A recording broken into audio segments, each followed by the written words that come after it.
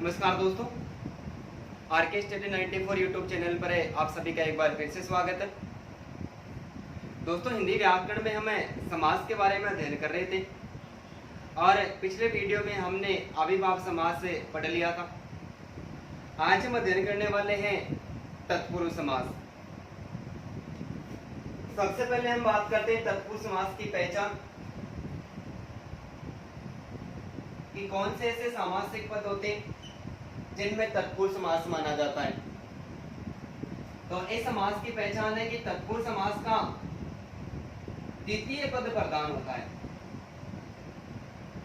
कौन सा पद?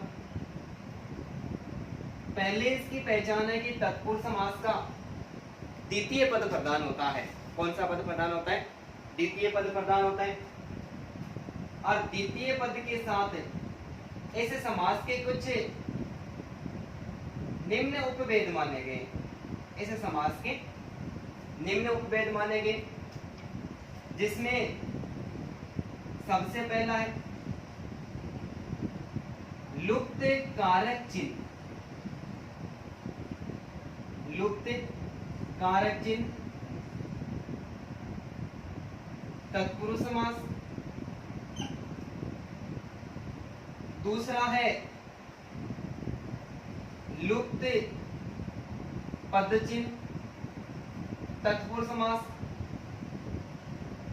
तीसरा है उपपद तत्पुरुष समास। और चौथा है नए तत्पुरुष समास। और पांचवा है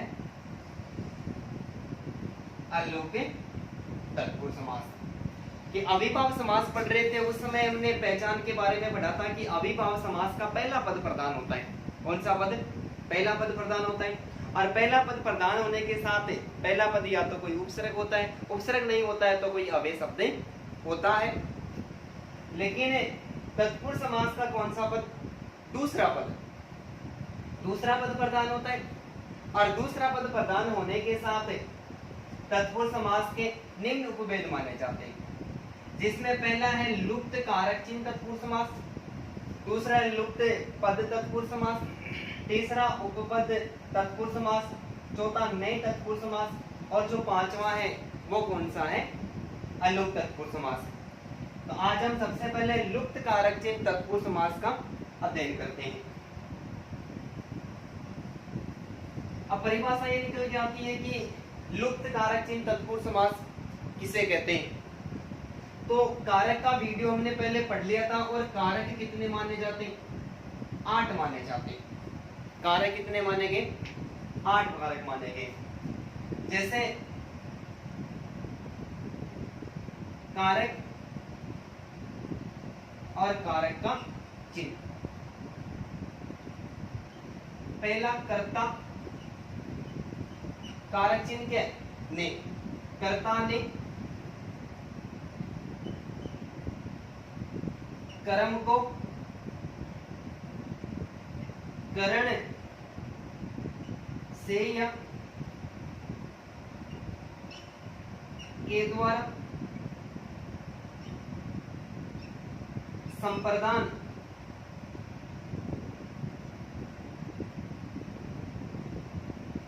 के लिए अपादान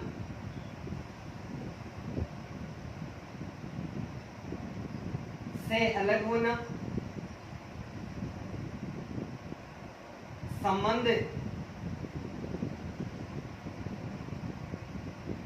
का के की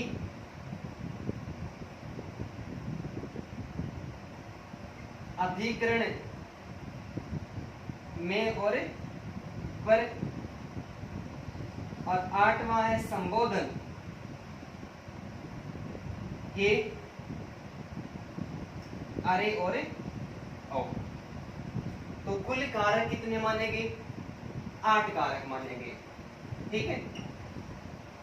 8 में से कौन से ऐसे कारक होते हैं जिनमें तत्पुरुष समास माना जाता है और कारक चिन्ह उसका लुप्त रहता है। तो लुप्त कारक चिन्ह की परिभाषा हो गई कि जब किसी सामासिक पद में कर्म कारक से लेकर अधिकरण कारक, कौन सा कारक, कर्म कारक से लेकर अधिकरण कारक तक का कोई भी कारक चिन्ह लुप्त रहता है, कोई भी कारक चिन्ह लुप्त रहता है, तो वहां पर लुप्त कारक चिन्ह तत्पुरुष समास माना जाता है।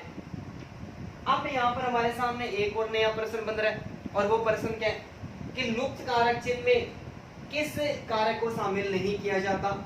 तो एक तो कर्ता कारक और कर्ता के अलावा जो संबोधन कारक है, इन दोनों को शामिल नहीं किया जाता, क्योंकि परिभाषा में हमने जाना है कि जब किसी सामासिक पद में कर्म कारक से लेकर अधिकरण कारक तक का कोई भी कारक चिन्ह लुप्त रहता है, तो वहां लुप्त कारक चिन्ह तत्पुरुष समास माना जाता है। अब कर्म से जो समास बनेगा वो कहलाएगा कर्म तत्पुरुष समास, कर्म तत्पुरुष समास। कर्ण से समास बनेगा वो क्या कहलाएगा, कर्ण तत्पुरुष समास। संप्रदान तत्पुरुष समास, अपादान तत्पुरुष समास, संबंध तत्पुरुष समास, और छठवां है अधिकरण तत्पुरुष समास। कौन सा समास है, अधिकरण तत्पुरुष समास। तो इन समासों का हम विस्तार पूर्वक अध्ययन करेंगे। उससे पहले आप एक बार इसका स्क्रीनशॉट ले लो।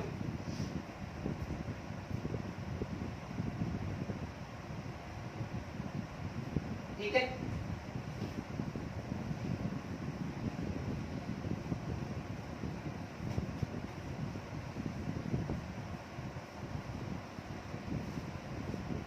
अब हम सबसे पहले पढ़ते हैं कर्म तत्पुरुष समास। कर्म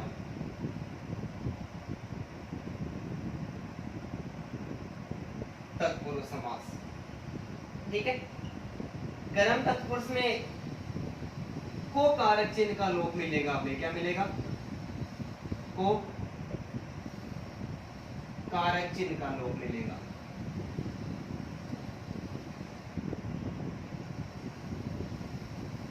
को कारक चिन्ह का लोप मिलेगा। जब हम समास विग्रह करेंगे तब क्या करेंगे, पहला और जो दूसरा पद है दोनों पदों को लिख देंगे, और दोनों पदों को लिखने के बाद में जो भी कारक चिन्ह लुप्त है उसको दोनों पदों के बीच में लिख दिया जाएगा। कि पहला कर्म तत्पुरुष समास है, और कर्म तत्पुरुष समास में को कारक चिन्ह का लोप रहता है। भाई दोनों पदों के बीच में से लुप्त क्या रहेगा, को कारक चिन्ह। जब समास विग्रह करेंगे तब हम क्या करेंगे, दोनों पदों को लिखेंगे, प्रथम और द्वितीय पद को लिखेंगे, और दोनों पदों के बीच में को कारक चिन्ह का लोप हो रखा है उसको दोनों पदों के बीच में लिख देंगे। कर्म तत्पुरुष में एक नियम काम करता है, नियम फर्स्ट, पहला नियम कहता है कि जब किसी सामासिक पद में, जब किसी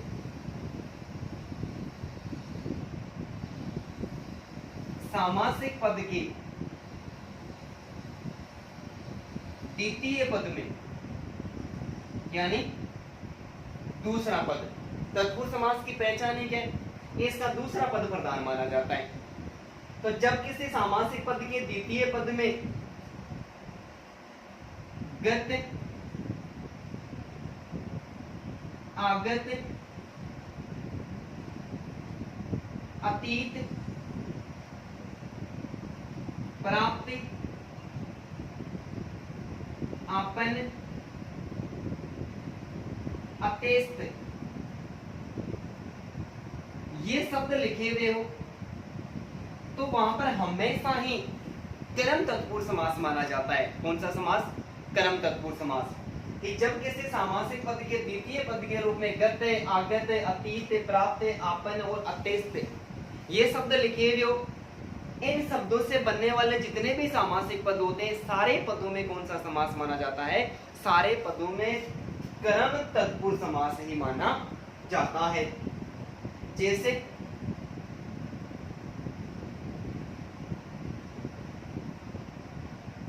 ग्रामगत, गत का अर्थ होता है गया हुआ। द्वितीय पद के रूप में क्या लिखा हुआ है? गत लिखा हुआ है। विग्रह करेंगे तो क्या करेंगे? दोनों पदों को लिखेंगे, दोनों पदों के बीच में क्या कर देंगे? को कारक चिन्ह का जो लोप हुआ है उसको लिख देंगे। तो क्या हो जाएगा? ग्राम को गति यानी गया हुआ। अब हमें जब समास विग्रह के संबंध में प्रश्न पूछ सकता है तो प्रश्न पूछा जाएगा कि ग्रामगत का सही समास विग्रह क्या है? ग्रामगत का सही समास विग्रह क्या है? विकल्प में हमें ग्राम को गत, इसके अलावा गांव को गत, या फिर ग्राम को गया हुआ, या फिर गांव को गया हुआ, ऐसा विकल्प भी मिलेगा। लेकिन जब हम समास पढ़ रहे थे उस समय हमने एक नियम पढ़ा था कि समास विग्रह करते समय क्या करते समय? समास विग्रह करते समय मूल शब्दों को लिखा जाता है, पर्यायवाची शब्दों का प्रयोग कभी भी नहीं होता है। तो सामासिक पद में जो पद दिए हुए उन्हीं को हमें लिखना है। तो ग्रामगत का सही समास विग्रह क्या हो जाएगा? ग्राम को गत हो जाएगा। इसके अलावा नगरगत क्या होगा? नगर को गत। शरणागत, शरण को आगत यानी आया हुआ, शरणागत शरण को आगत। इसके अलावा कालातीत, काल को अतीत, अतीत यानी प्राप्त, काल यानी समय। दुखातीत क्या हो जाएगा? दुख को अतीत। इसके अलावा लाभ प्राप्त,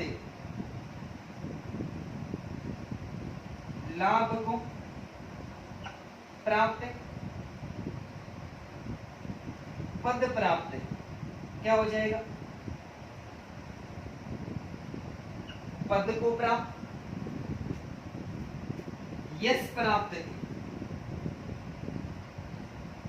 क्या हो जाएगा? यश को प्राप्त। संकटापन क्या हो जाएगा? संकट को आपन। आपन का अर्थ भी क्या होता है? संकट में बसना, प्राप्त करना। इसके अलावा मेघातेस्त,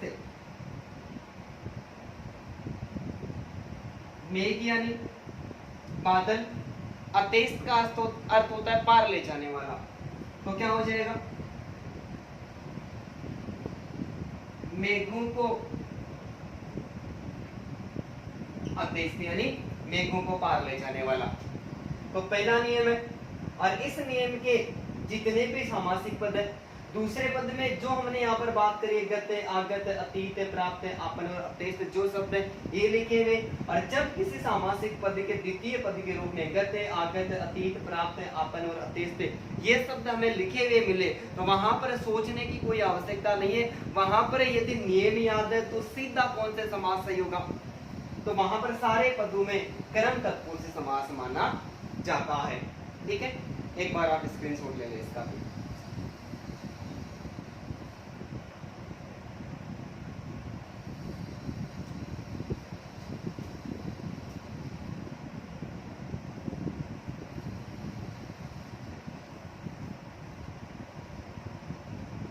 अब हम बात करते हैं समास का दूसरा नियम, कर्म तत्पुरुष समास का दूसरा नियम। दूसरा नियम है कि जब किसी सामासिक पद के द्वितीय पद के रूप में, जब किसी सामासिक पद के द्वितीय पद के रूप में पतित शब्द लिखा हुआ हो, क्या लिखा हुआ हो? पतित शब्द। दूसरे पद में क्या लिखा हुआ हो? पतित शब्द लिखा हुआ हो तो अर्थ के अनुसार, किसके अनुसार? इस पतित शब्द का जो अर्थ निकलता है, पतित शब्द का जो भी अर्थ निकलता है, इसके अर्थ के अनुसार दो समास माने जाते हैं। कितने समास? दो समास। नेम एक बार फिर से सुनिए। जब किसी सामासिक पद के दूसरे पद में पतित शब्द लिखा हुआ हो, क्या लिखा हुआ हो, पतित शब्द लिखा हुआ हो, तो अर्थ के अनुसार कितने समास, अर्थ के अनुसार 2 समास माने जाते हैं। यदि पतित शब्द अंदर गिरने का अर्थ प्रकट करने पर, अंदर गिरने का अर्थ प्रकट होने पर, पतित शब्द का अर्थ अंदर गिरना प्रकट हो रहा है कि वस्तु कोई अंदर गिर रही है, तो वहां कर्म तत्पुरुष समास माना जाता है। कौन सा समास? कर्म तत्पुरुष समास, ठीक है। लेकिन पतित शब्द अलग होने का अर्थ प्रकट होने पर, अलग होने का अर्थ प्रकट होने पर से अलग होना कौन से समास की पहचान? अपादान तत्पुरुष समास माना जाता है। कौन सा समास है? अपादान तत्पुरुष समास है। तो कर्म तत्पुरुष में एक और नियम काम करता है कि जब किसी सामासिक पद के दूसरे पद में पतित शब्द लिखा हुआ हो तो अर्थ के अनुसार 2 समास माने जाते हैं। पतित का अर्थ यदि अंदर गिरना प्रकट हो रहा तो कर्म तत्पुरुष समास है, और अलग होने का अर्थ प्रकट हो रहा हो तो अपादान तत्पुरुष समास माना जाता है। जैसे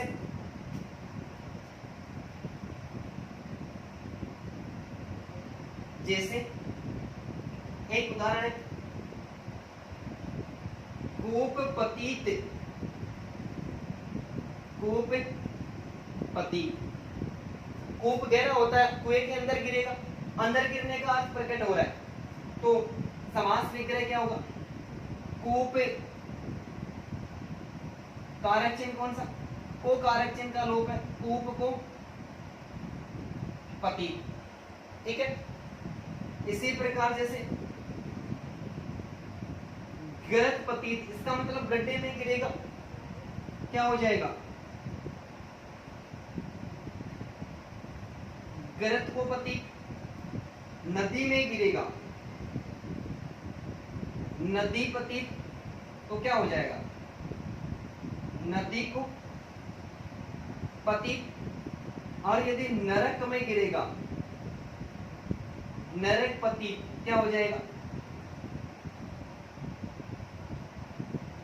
नरक पतित। 4 शब्द, कूप पतित, गरत पतित, नदी पतित और नरक पतित, चारों ही अंदर गिरने का अर्थ प्रकट कर रहे हैं। क्या करें? चारों सामासिक पद अंदर गिरने का अर्थ प्रकट करें, तो यहां पर कौन सा समास होगा? यहां पर कर्म तत्पुरुष समास होगा, यहां पर कर्म तत्पुरुष समास होगा, ठीक है। लेकिन कुछ पद हमें ऐसे भी मिलेंगे जो अलग होने का अर्थ प्रकट करेंगे, अलग होने का अर्थ प्रकट करेंगे, तो कौन सा समास होगा? अपादान तत्पुरुष समास। जैसे वृक्ष पतित, किससे गिरा? वृक्ष से गिरा, लेकिन ये वृक्ष से गिरा है या फिर अलग हुआ है? वृक्ष से अलग हुआ है, तो क्या हो जाएगा?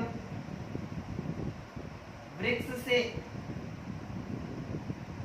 पतित यानी वृक्ष से गिरकर क्या हो गया? अलग हो गया। यहां पर तो कूप में गिरा लेकिन कुएं के अंदर ही है, कुएं के अंदर है, और यहां पर क्या हो गया? अलग हो गया। गज पतित, गज से गिर क्या हो गया? हाथी से गिरा, इसका मतलब हाथी के ऊपर बैठा हुआ था, गिर गया, अब हाथी से क्या हो गया? अलग हो गया। अश्व पतित, क्या हो जाएगा? अश्व से गिरा तो अश्व से अलग हो गया, उसे अलग हुआ, इसका मतलब अश्व से पतित। और स्वर्ग पतित, किससे अलग हुआ है? स्वर्ग से पतित, किससे अलग हुआ है? स्वर्ग से अलग हुआ है। तो से अलग होने का अर्थ प्रकट हो रहा है यहाँ पर चारों सामासिक पदों में। तो कौन सा समास हो गया? अपादान तत्पुरुष समास। इसका अपादान तत्पुरुष समास। ठीक है, तो दूसरा नियम हो गया कि जब किसी सामासिक पद के द्वितीय पद के रूप में पतित शब्द प्राप्त हो रहा हो तो अर्थ के अनुसार कितने समास होते हैं? अर्थ के अनुसार 2 समास माने जाते हैं। यदि पतित शब्द अंदर गिरने का अर्थ प्रकट कर रहा हो तो क्रम तत्पुरुष समास है, और अलग होने का अर्थ प्रकट कर रहा हो तो वहां पर अपादान तत्पुरुष समास माना जाता है। एक बार आप इसका भी स्क्रीनशॉट ले लें।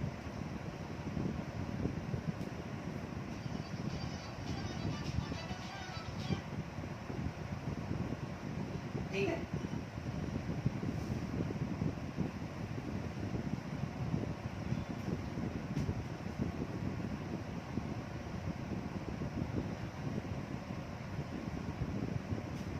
अब इन 2 नियमों के अलावा कुछ और भी ऐसे सामासिक पद प्राप्त होते हैं जिनके बारे में एग्जाम में पूछा भी जा चुका है कि इन पदों में कौन सा समास है, या फिर उन पदों का समास विग्रह किस आधार पर किया जा रहा है।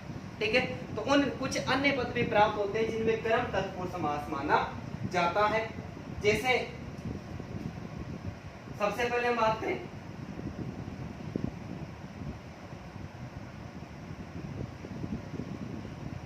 गगनचुंबी, तो गगन और चुंबी दो अलग अलग शब्द, दोनों के बीच में को कार्य का लोप है, तो क्या हो जाएगा? गगन को चूमने वाला। गगनचुंबी शब्द है, ये परीक्षा में कम से कम 10 बार पूछा जा चुका है।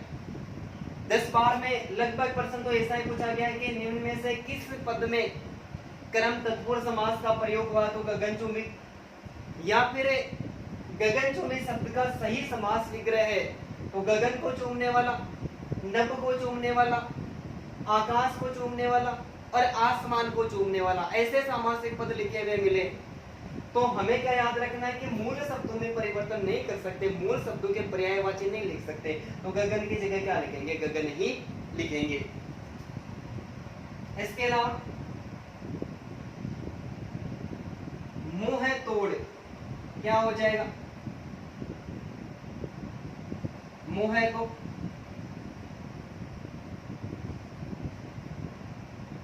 तोड़ने वाला। जेब कतरा, जेब को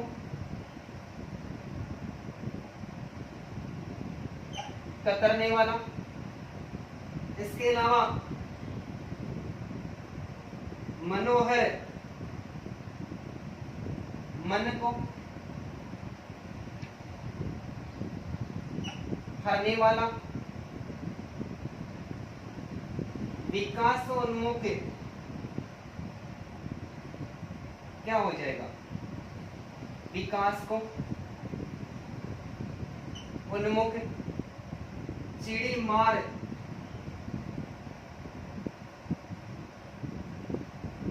चिड़ी को मारने वाला, चिड़ी को मारने वाला। तो इन सारे शब्दों में को कार्य का लोप हुआ है, और गगनचुंबी है, मुंह तोड़ है, जेब कतरा, मनोहर है, विकासोन्मुख है और चिड़ी मार है। इन सारे शब्दों में कौन सा समास माना जाता है? इन सारे पदों में भी क्रम तत्पुरुष समास ही माना जाता है। इसके अलावा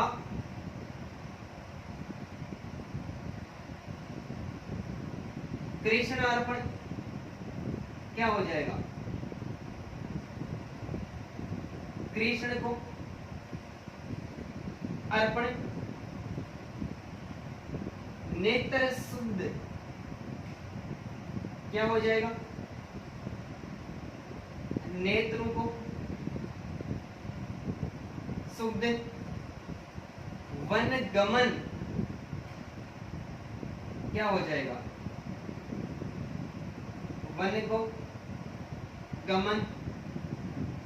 और प्राप्तोदक, इस शब्द में प्रथम पद में प्राप्त शब्द प्राप्त हुआ है, क्या हुआ है?